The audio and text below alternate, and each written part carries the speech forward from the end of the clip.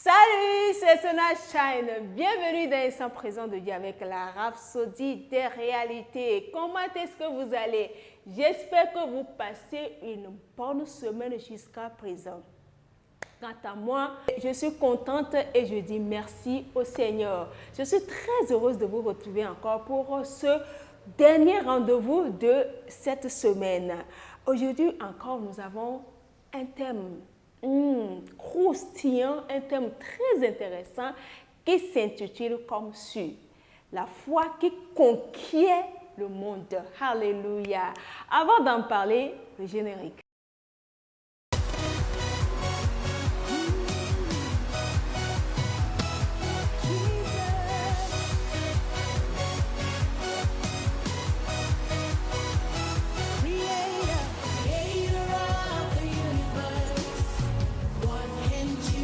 Waouh.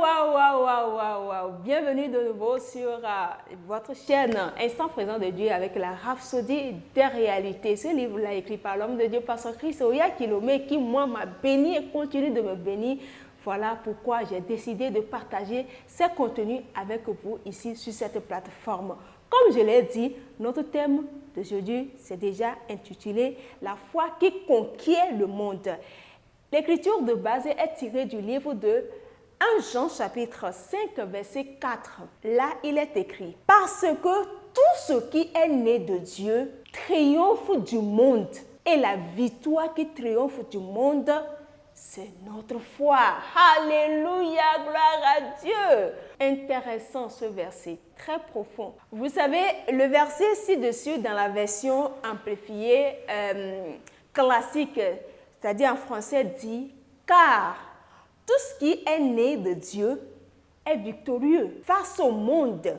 Et voici la victoire qui conquiert le monde, c'est-à-dire notre foi.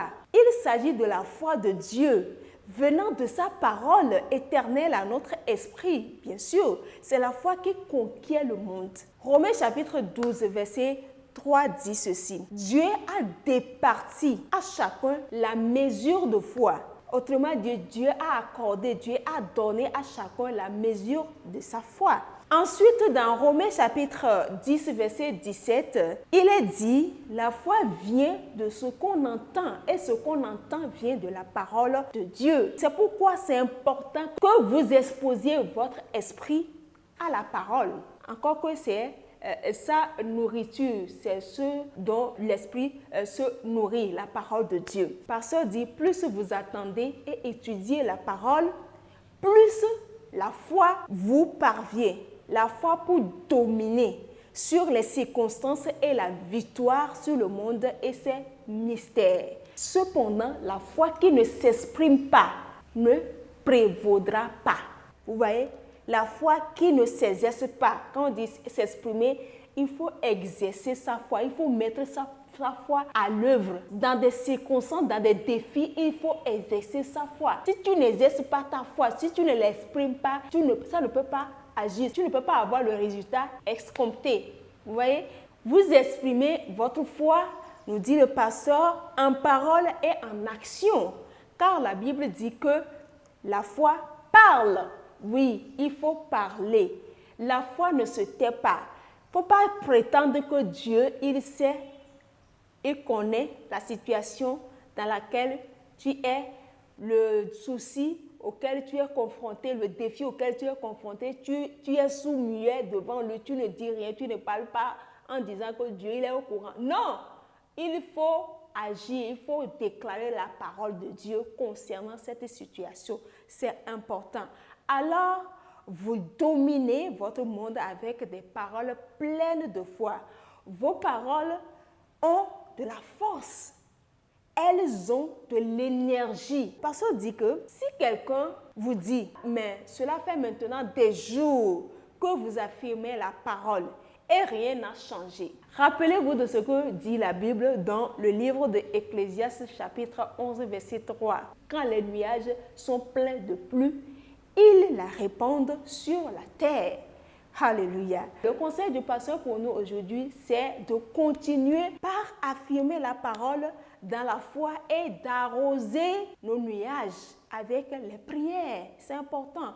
Alors que vous le faites, les nuages spirituels se rempliront de plus spirituels et rien ne pourra l'empêcher de se déverser. Béni soit Dieu. Alléluia.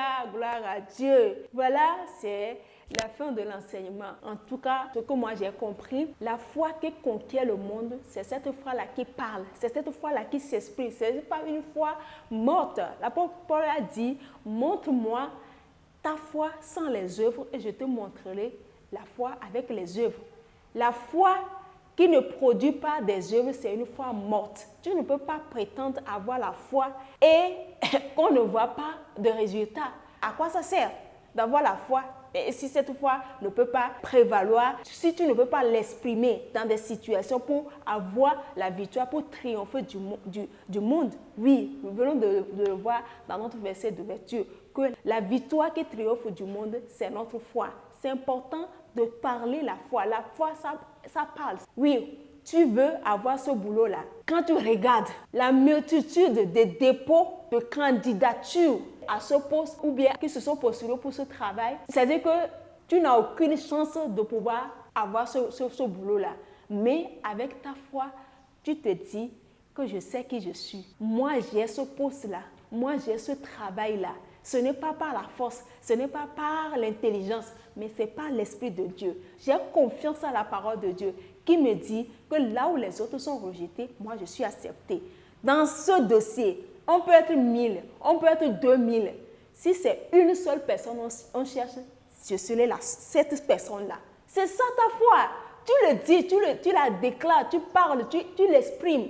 Tu dis, je sais qui je suis. Je ne peux jamais être rejeté. Il n'y a pas de concurrence sur mon chemin. Oui, il y a les autres, mais je sais que c'est mon dossier qui va être reçu. Il y a les autres qui ont déposé des dossiers pour cet appel d'offres-là. Mais c'est mon dossier qui va recevoir cet appel d'offres-là. Oui, c'est comme cela, tu exprimes ta foi. Et quand tu le dis, tu le penses. Parce que une chose est de dire ça, une autre est de le penser. Il faut que ce que tu dis soit en accord, en harmonie, en synchro avec ce que tu penses. Il ne faut pas que tu déclares que oui, je suis la personne la mieux placée pour avoir ce poste, cet appel d'offres, et en même temps, tu doutes dans ta pensée. Tu te dis, est-ce vrai ce que je suis en train de dire là? C'est-à-dire que le diable est en train de te manipuler. Il te dit, tu es sûr que ton dossier là, tout ce qui est dedans là, tu peux faire le poids devant les autres dossiers. Tu n'es pas en train de te tromper. Non!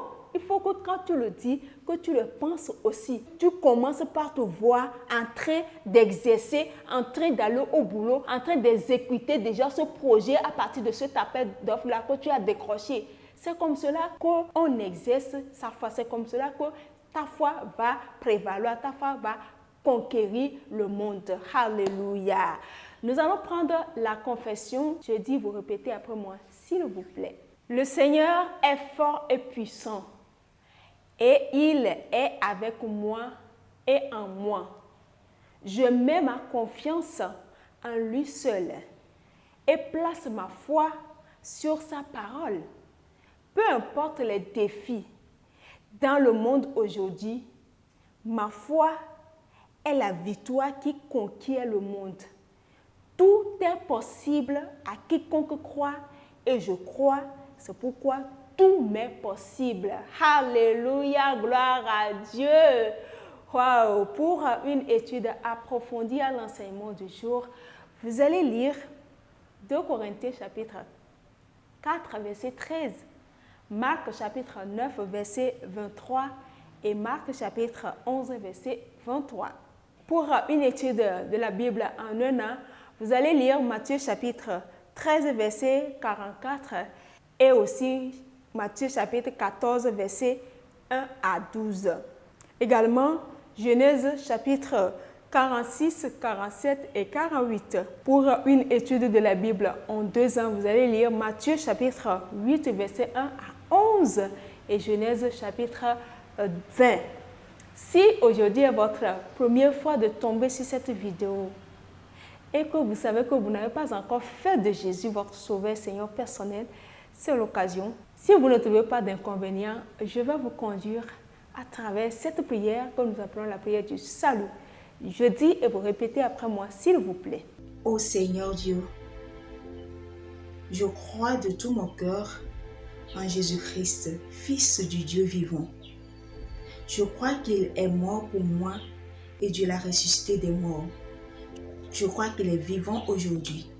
Je confesse de ma bouche que Jésus-Christ est le Seigneur de ma vie. À partir d'aujourd'hui, par lui et en son nom, j'ai la vie éternelle. Je suis né de nouveau. Merci Seigneur d'avoir sauvé mon âme. Je suis désormais un enfant de Dieu. Alléluia. Félicitations, bienvenue dans la famille des enfants de Dieu, dans la famille des choisis, dans la famille des élus, dans la famille des illuminés, dans la famille tout simplement des champions. Voilà, nous sommes arrivés à la fin de cette vidéo. Aimez-la, partagez-la, abonnez-vous à la page ainsi qu'à la chaîne YouTube et puis laissez vos commentaires et suggestions en bas de la vidéo pour plus d'amélioration à ce rendez-vous. Et bien évidemment, n'oubliez pas d'activer la cloche de notification pour ne pas rater la prochaine publication. Si Jésus tarde à revenir, on se donne rendez-vous sur lundi prochain. Je vous souhaite de passer un bon week-end sous la protection du Très-Haut. Au revoir.